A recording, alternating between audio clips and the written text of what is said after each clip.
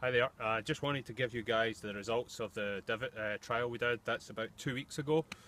So we'll take a look and see what we've got.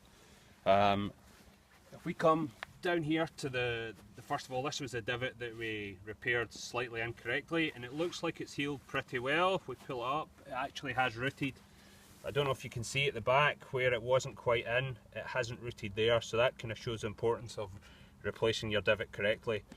This was the divot here, that was a divot and we just put back, and as you can see it's rooted and you can basically not see any difference, so that there is the winner. That's a good one. Moving along, the one that we just put sand in hasn't recovered at all, there's nothing to that, so that's definitely not the way to go. Next one along is a bent grass. You can see little bits of grass coming through, so that will go eventually, but it hasn't done all that well. The one here with the ryegrass you can see is almost completely covered up, so that's doing pretty well there, and that's probably something we'll move with forward. The final one was the ryegrass with the seed coat in it. It surprisingly actually hasn't done that well. We maybe put a little bit too much seed coat in there.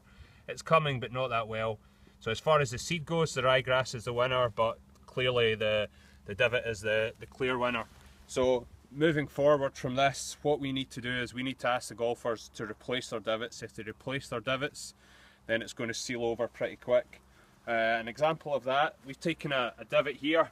So the most important thing with a divot is actually to put it back in correctly. If you put it in there and stand in that, it will repair quick, but if you actually put it in the wrong way, you know, you'll leave a little bit of a gap, it won't quite heal. So it's a little bit like a jigsaw puzzle. You want to put the divot in, and then just put your foot on it, and you should be fine.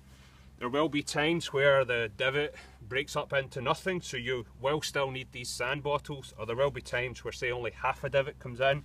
From there you put that little bit in, and a little bit of sand, and again, kick that over, and that will recover just fine. So moving forward, we'll try and document this in the clubhouse. We want all golfers to replace divots as much as they can. I'd like to thank the members for the work they're doing divoting the fairways. That's a real help, and it's something that we're grateful it happens. It helps us concentrate in other areas.